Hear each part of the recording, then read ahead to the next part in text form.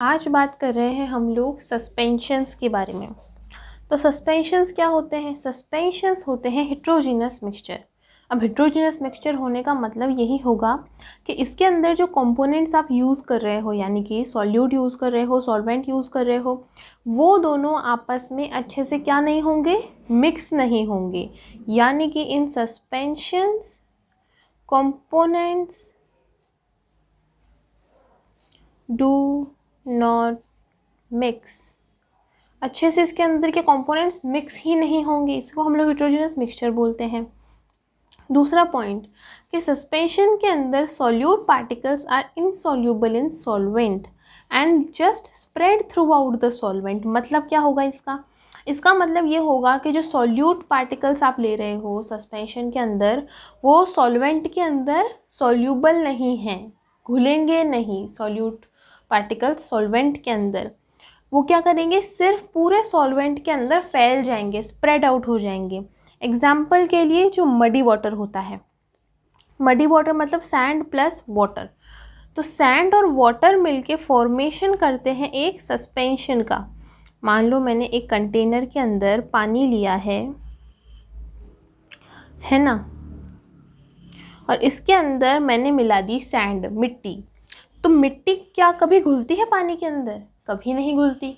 यानी कि जो मिट्टी के पार्टिकल्स होते हैं वो सिर्फ पूरे पानी के अंदर फैल जाते हैं। पहले हमें पूरी जो पानी है वो एकदम मडी दिखता है, हाँ, ब्राउन कलर का दिखता है जो मिट्टी का कलर होता है। क्यों? क्योंकि जो सारे मिट्टी के पार्टिकल्स होते हैं वो पूरे पानी के अंदर फैल जाते हैं, लेकिन कभी भी घुलते नहीं हैं पानी के अंदर। जैसे कि नमक के पार्टिकल्स घुल जाते हैं, लेकिन मिट्टी के पार्टिकल्स घुलते नहीं हैं, they are insoluble in water. तो ये क्या हो गया? ये हो गया एक टाइप का सस्पेंशन। और हम क्या बोलेंगे? हम ये नहीं बोलेंगे कि sand particles are dissolved in water, क्योंकि डिजॉल्व तो वो हुए ही नहीं। हम बोलेंगे sand particles suspended in water. अब हम किस वर्ड का यूज़ करेंगे? सस्पेंड वर्ड का।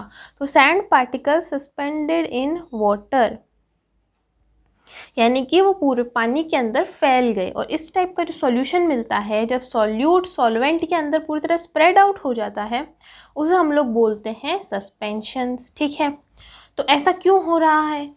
क्योंकि जो सस्पेंशन के जो पार्टिकल्स होते हैं उनका जो डायामीटर होगा वो 10⁻⁻5 सेंटीमीटर से भी ज़्यादा होगा। यानी कि पार्टिकल्स बड़े होंगे साइज़ के अंदर। अब जो पार्टिकल साइज़ के अंदर बड़े हैं, इस कारण से वो, पहली बात तो जो पानी के मॉलिक्यूल्स हैं उनके बीच का जो स्पेस है उसको फिल नहीं कर पाएंगे। बहुत बड़े होंगे तो उसमें एडजस्ट ही नहीं होंगे, इस कारण से वो डिज़ोल्व नहीं होंगे। लेकिन हम लोगों ने जब देखा था कि जो सॉल्यूशन के पार्टिकल्स थे वो बहुत ही छोटे थे। कितने छोटे थे? 10⁻⁻7 सेंटीमीटर से भी छोटे थे। यानी कि वो इजीली सॉल्वेंट के पार्टिकल्स के बीच का जो डिस्टेंस है उस डिस्टेंस के अंदर आ जा के बैठ सकते थे, फिट हो सकते थे। लेकिन सस्पेंशन के जो पार्टिकल्स हैं वो इतने बड़े हैं कि वो इस स्पेस के अंदर फिट ही नहीं हो पाते। इस कारण से क्या होता है, जो सॉल्यूट के पार्टिकल्स होते हैं वो सॉल्वेंट के अंदर डिज़ोल्व नहीं होते। तो जब वो डिज़ोल्व नहीं होते तो अगर हम उन्हें थोड़ी देर रख देंगे उस सॉल्यूशन को, मान लो ये मिट्टी का जो हमने सॉल्यूशन बनाया था, मिट्टी को पानी में अच्छे से मिक्स कर दिया था, तो इस सॉल्यूशन को मैं थोड़ी देर रखे रहने दूंगी टेबल के ऊपर। तो थोड़ी देर बाद क्या होगा, जो सारी मिट्टी होगी वो सेटल डाउन हो जाएगी, यानी नीचे बैठ जाएगी ग्लास में और पानी ऊपर रह जाएगा। तो ये प्रॉपर्टी होती है सस्पेंशन की। जो सॉल्यूट के पार्टिकल्स होते हैं वो वेसल के बॉटम में, यानी कि तले में सेटल डाउन हो जाते हैं, बैठ जाते हैं नीचे। ये क्या प्रॉपर्टी है? सस्पेंशन की प्रॉपर्टी है, सॉल्यूशन की प्रॉपर्टी नहीं है। क्यों? सॉल्यूशन के जो पार्टिकल्स होते हैं वो तो ऐसे सेटल डाउन नहीं होते। क्यों? क्योंकि वो तो डिज़ोल्व हो जाते हैं सॉल्वेंट के पार्टिकल्स के अंदर। ठीक है, अब दूसरी चीज़, चूँकि जो पार्टिकल्स हैं उनका डायामीटर बहुत ही बड़ा है, बहुत ही साइज़ में बड़े हैं, इस कारण से वो फिल्ट्रेशन की हेल्प से अलग हो जाते हैं सॉल्वेंट से। मान लो ये जो मिट्टी का पानी हम लोगों ने बनाया था, इसको मैं छानती हूँ, है ना, छलनी लेती हूँ और उस छलनी के अंदर मैं इस पानी को डालती हूँ और छानती हूँ। तो क्या होगा, ये जो पानी होगा वो तो चला जाएगा नीचे और जो मिट्टी है वो हमारी छलनी में रह जाएगी। ऐसा क्यों हुआ? क्योंकि जो सस्पेंशन था, ये सस्पेंशन के पार्टिकल्स का साइज़ बड़ा होता है और वो इजीली फिल्टर आउट हो जाते हैं। छलनी के जो छेद होते हैं उनके अंदर से निकल नहीं पाते और हम लोग जो सॉल्वेंट और सॉल्यूट दोनों को अलग अलग कर पाते हैं। लेकिन जो सॉल्यूशन हम लोगों ने पढ़े थे उसमें फिल्ट्रेशन प्रोसेस से वो अलग नहीं हो रहे थे, है ना। तो डिफरेंस समझ आ रहा है आप लोगों को।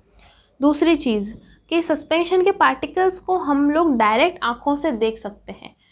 क्यों? क्योंकि इनका साइज़ बड़ा होता है। मिट्टी के कण होते हैं तो मिट्टी के कण को हम लोग अपनी आँखों से देख पाते हैं कि नहीं? देख पाते हैं ऑफ कोर्स। तो क्यों? क्योंकि उनका साइज़ बहुत ही बड़ा होता है एज़ कम्पेयर टू सॉल्यूशन के पार्टिकल से।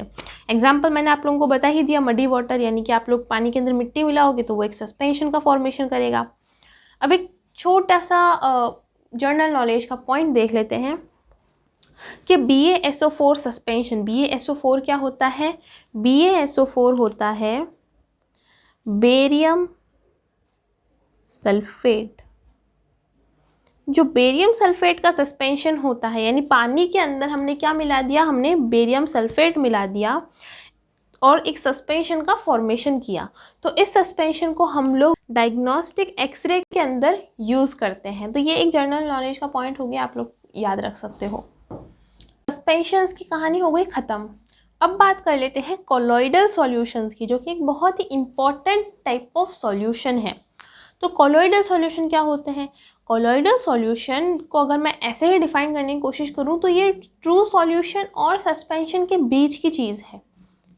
कैसे? होते ये भी हेट्रोजीनस मिक्सचर है, यानी कि इसके अंदर भी जो पार्टिकल्स हैं वो अच्छे से मिक्स नहीं होते हैं। ओके, लेकिन कोलॉइडल सॉल्यूशन के जो पार्टिकल्स हैं उनका साइज़ सस्पेंशन और ट्रू सॉल्यूशन के पार्टिकल साइज़ के बीच का होता है, यानी कि इनके पार्टिकल का साइज़ ट्रू सॉल्यूशन से तो बड़ा होगा लेकिन सस्पेंशन से क्या होगा? छोटा होगा। मतलब ट्रू सॉल्यूशंस के पार्टिकल्स का साइज़ था 10⁻⁻7 सेंटीमीटर और सस्पेंशंस के पार्टिकल का साइज़ था 10⁻⁵ सेंटीमीटर से भी ज़्यादा। और जो कोलॉइडल सॉल्यूशन के पार्टिकल का साइज़ होगा वो इन दोनों साइजेस के बीच में होगा। आई बात समझ में? यानी कि इसके पार्टिकल्स ट्रू सॉल्यूशन से तो बड़े हैं लेकिन सस्पेंशन से थोड़े छोटे हैं। अब कोलॉइडल सॉल्यूशन के अंदर जो कंपोनेंट्स हम लोग यूज़ करते हैं उनको थोड़ा अलग नाम दिया गया है। सॉल्यूशन के अंदर क्या नाम था? सॉल्यूशन में था भाई सॉल्यूट था एक और एक था सॉल्वेंट। लेकिन कोलॉइडल सॉल्यूशन के अंदर सॉल्यूट और सॉल्वेंट क्या बन गए? डिस्पर्स्ड फेस और डिस्पर्सिंग मीडियम। कुछ भी चेंज नहीं है, दोनों सेम होते हैं। सॉल्यूट को बोल दिया डिस्पर्स्ड फेस और सॉल्वेंट को बोल दिया डिस्पर्सिंग मीडियम। प्रॉपर्टीज सारी सेम हैं। मतलब ये कि कोलॉइडल सॉल्यूशंस के अंदर जो चीज़, जो कंपोनेंट लेस अमाउंट में प्रेजेंट होगा सॉल्यूट की तरह, वो कहलाएगा डिस्पर्स्ड फेस, और जो कंपोनेंट लार्ज क्वांटिटी में प्रेजेंट होगा सॉल्वेंट की तरह, वो कहलाएगा डिस्पर्सिंग मीडियम। आई बात समझ में? तो कोलॉइडल सॉल्यूशन काफ़ी इंटरेस्टिंग से हो गए भाई। इनकी थोड़ी प्रॉपर्टीज़ तो ट्रू सॉल्यूशन से मिल रही हैं, थोड़ी प्रॉपर्टी सस्पेंशन से मिल रही हैं। अब हमें देखना टाइप्स ऑफ कोलॉइड क्या होते हैं। हमारे आसपास ना बहुत सारे कोलॉइडल सॉल्यूशन हैं, हम लोग जानते नहीं हैं। तो टाइप्स ऑफ कोलॉइड्स देखते हैं। तो किस किस टाइप के कोलॉइड हो सकते हैं भाई? अगर डिस्पर्सिंग मीडियम, मान के चलो सॉल्वेंट, मैं डिस्पर्सिंग मीडियम को क्या बोल रही हूँ? सॉल्वेंट, ताकि आप लोगों को इजीली समझ आए। तो सॉल्वेंट तो है गैस और सॉल्यूट है सॉलिड, यानी डिस्पर्स्ड फेज है सॉलिड। मतलब कि गैस में मिक्स करा है सॉलिड को, तो क्या बनेगा? तो बनेगा एरोसोल। ये एक नाम हो गया उस टाइप के कोलॉइडल सॉल्यूशन का कि भाई अगर आप कभी गैस के अंदर हमने सॉलिड को मिक्स किया तो हम उसे एरोसोल बोलेंगे। एग्जाम्पल क्या होता है? स्मोक होता है। होती है गैस के अंदर ब्लैक डस्ट पार्टिकल्स या फिर जो कार्बन पार्टिकल्स होते हैं वो मिक्स हो जाते हैं, उसे ही हम लोग स्मोक बोलते हैं। यानी कि गैस के अंदर क्या मिक्स हो गया? सॉलिड मिक्स हो गया और बना दिया उसने एरोसोल। इसका एग्जाम्पल मिला स्मोक में, है ना। अब दूसरा टाइप देखते हैं। दूसरा टाइप के भाई अभी भी हमारे पास जो सॉल्वेंट है यानी डिस्पर्सिंग मीडियम है वो गैस है, लेकिन डिस्पर्स्ड फेस कौन है? लिक्विड है। यानी गैस के अंदर मैंने लिक्विड को मिक्स किया तो मुझे किस टाइप का कोलॉइडल सॉल्यूशन मिला? तब भी मुझे एरोसोल ही मिला, यानी इसको भी एरोसोल ही बोलेंगे। इसका एग्जाम्पल मिलता है फॉग, धुंध। सर्दियों के मौसम में जो धुंध छा जाती है वो क्या है? एक कोलॉइड है। किस टाइप का?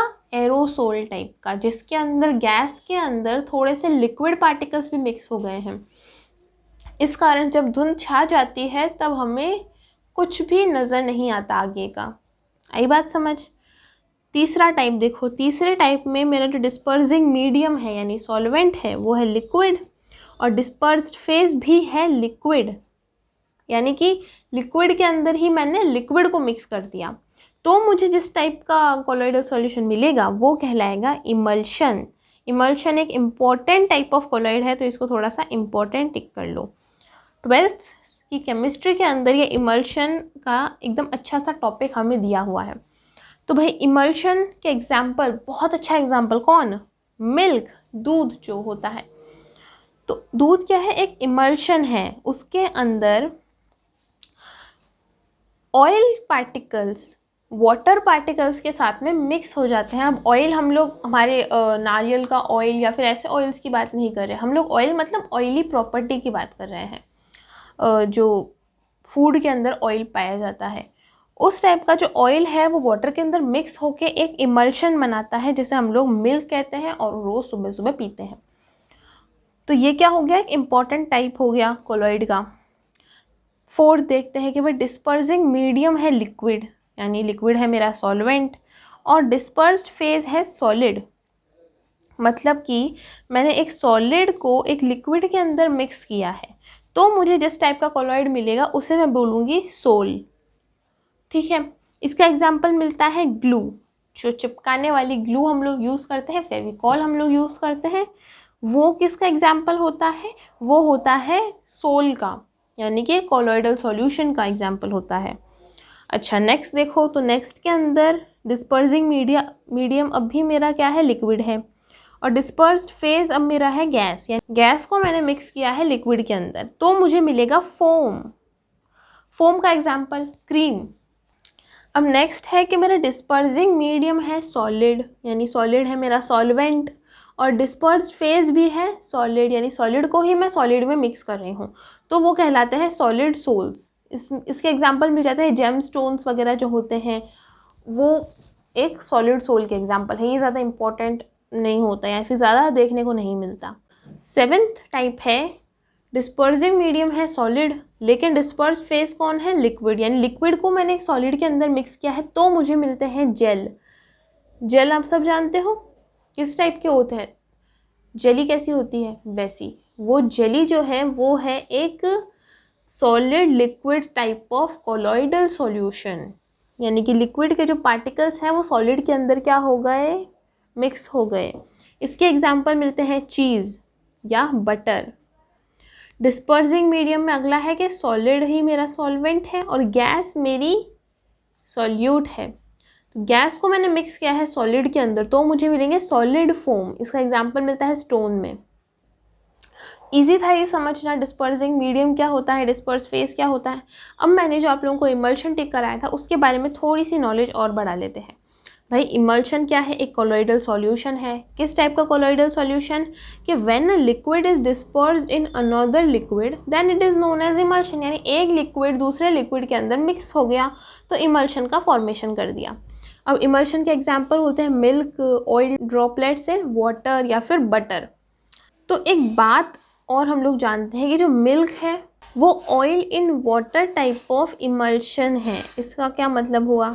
इसका मतलब है कि वाटर के अंदर ऑयल प्रेजेंट है, और जो बटर है वो water in oil type of emulsion है, यानी कि बटर के अंदर ऑयल के अंदर प्रेजेंट है वाटर, और उसका अपोजिट यानी कि मिल्क के अंदर वाटर के अंदर प्रेजेंट है ऑयल।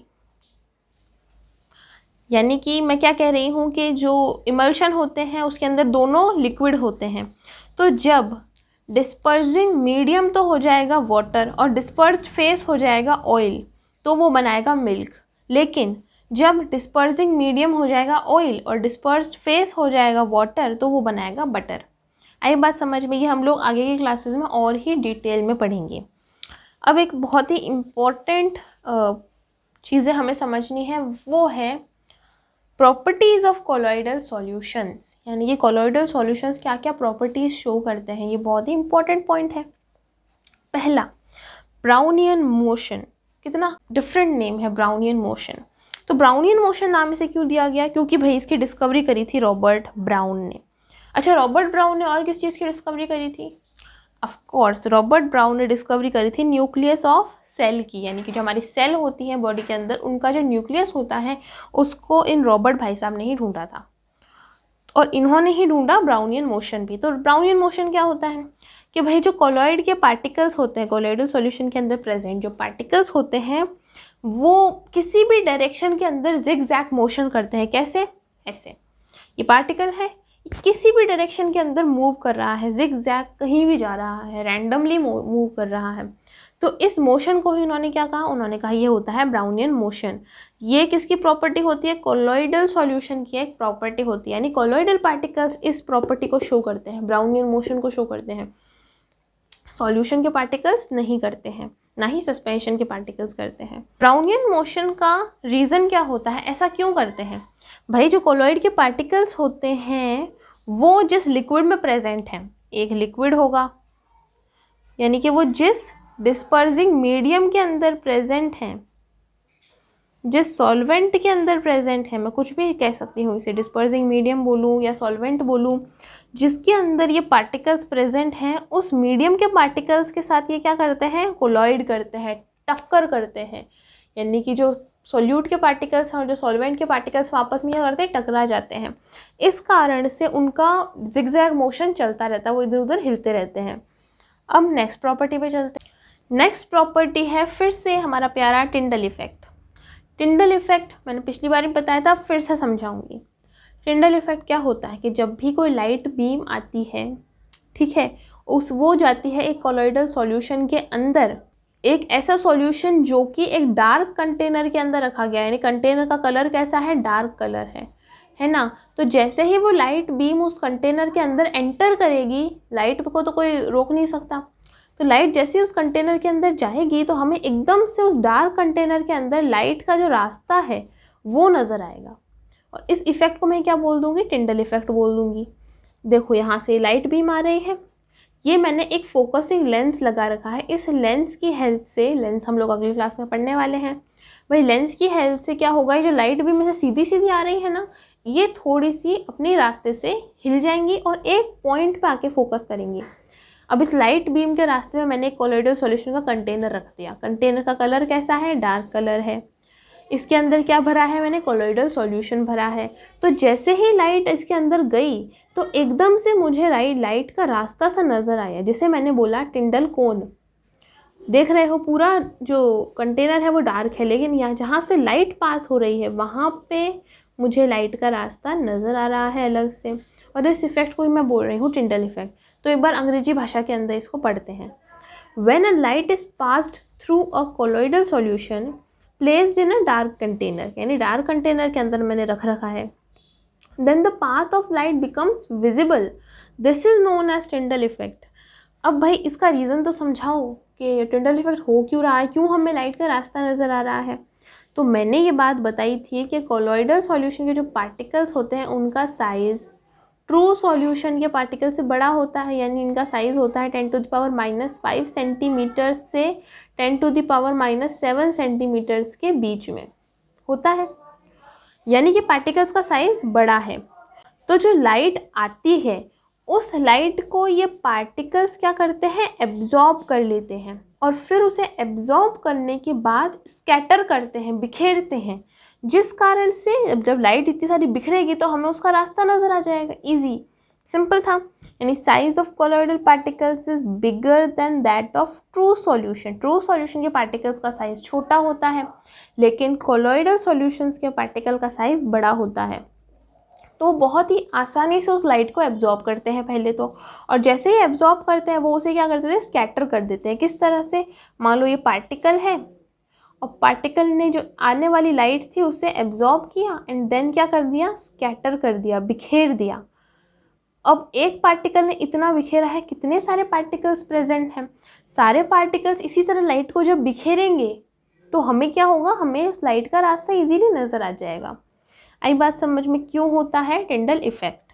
अब जो लाइट का जो रास्ता हमें नज़र आ रहा है, यानी ये जो रास्ता मुझे नज़र आया, इसे मैं बोलूँगी टिंडल कोन।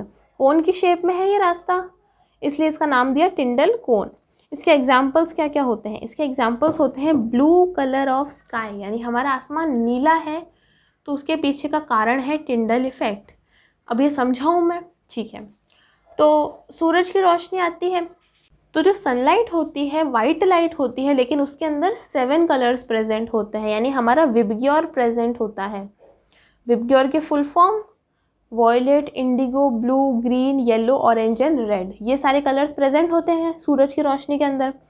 तो जब वो सूरज की रोशनी हमारे अर्थ के एटमॉस्फेयर में पहुंचती है तो अर्थ के एटमॉस्फेयर में प्रेजेंट पार्टिकल्स उस लाइट को करते हैं एब्जॉर्ब और फिर कर देते हैं स्कैटर, इस तरह से। और सबसे ज़्यादा जो कलर बाहर निकल के आता है वो होता है ब्लू कलर। इस कारण से हमें स्काई कौन से कलर का नज़र आता है? ब्लू कलर का नज़र आता है।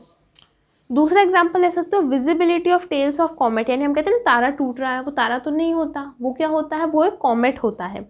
और कॉमेट जब गिरता है यानी हमारे अर्थ के पास से गुजरता है तो हमें उसके पीछे एक टेल नज़र आती है, यानी ये अगर एक कॉमेट है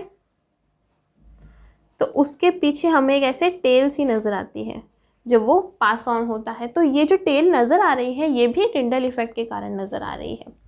अब चलते हैं तीसरी प्रॉपर्टी के ऊपर, तो इलेक्ट्रोफोरेसिस को समझते हैं।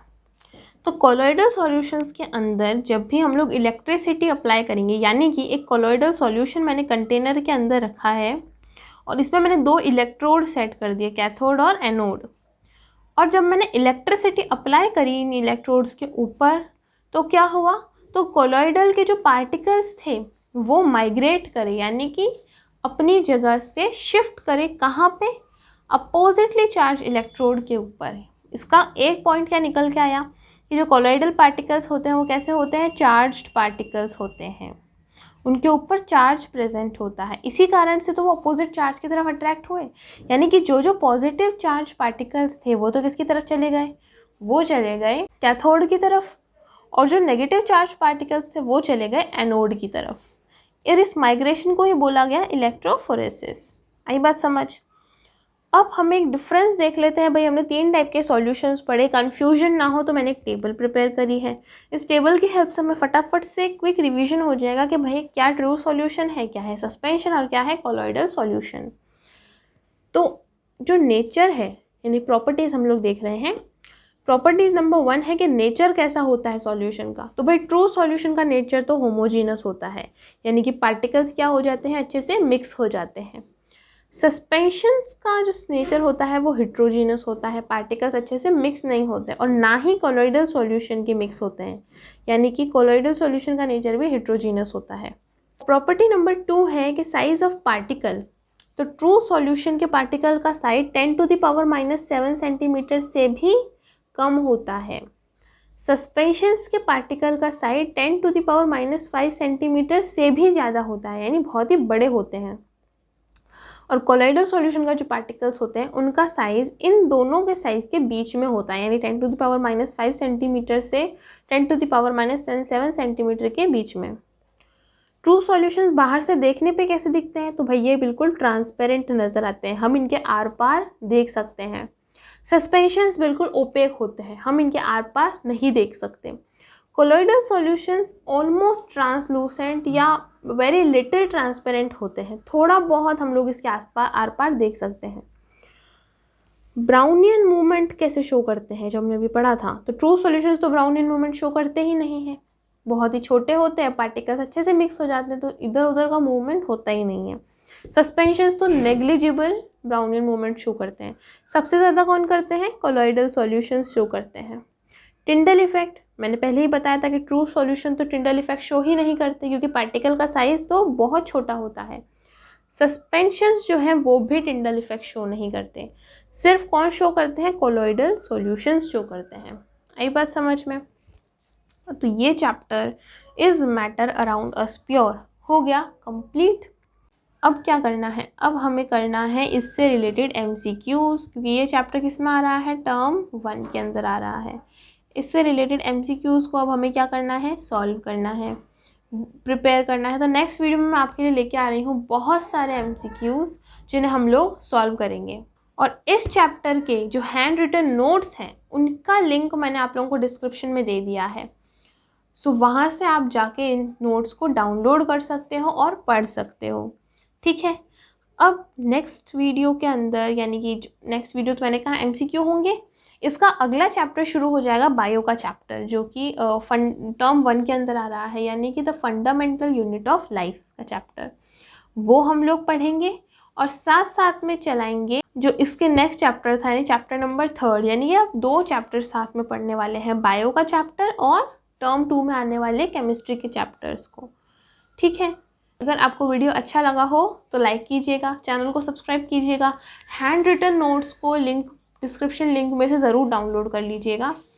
ठीक है, थैंक यू सो मच।